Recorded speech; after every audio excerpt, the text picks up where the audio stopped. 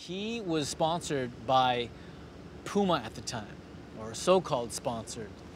I saw him always wearing Puma clothing, and so I asked him, is Puma sponsoring you?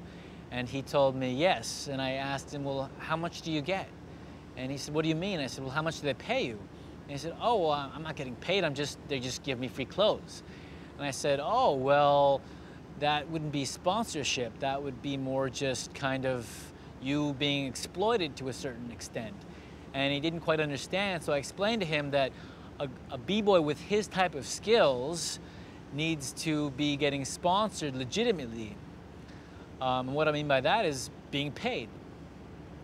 So I met up with Puma and asked them, I said, well, are you sponsoring Seven? And they told me, yes, they are. And I said, well, how much are you paying him? And they said, well, oh, we don't really pay him, we just give him free clothes. That's when I started thinking about really the true struggle of these b-boys.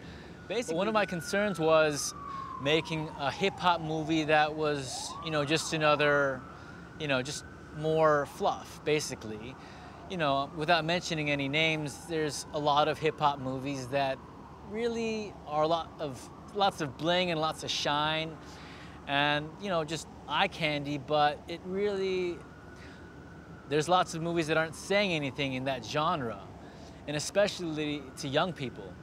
And that's one thing that I feel very passionate about is youth, young people.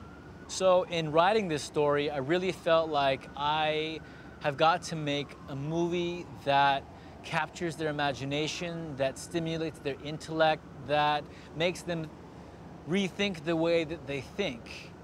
In order to do that, I could have either hired actors and had them learn how to breakdance, as many people in the industry had suggested I do, or I could just take the b-boys that I met and train them and basically have them reenact their lives in front of the camera.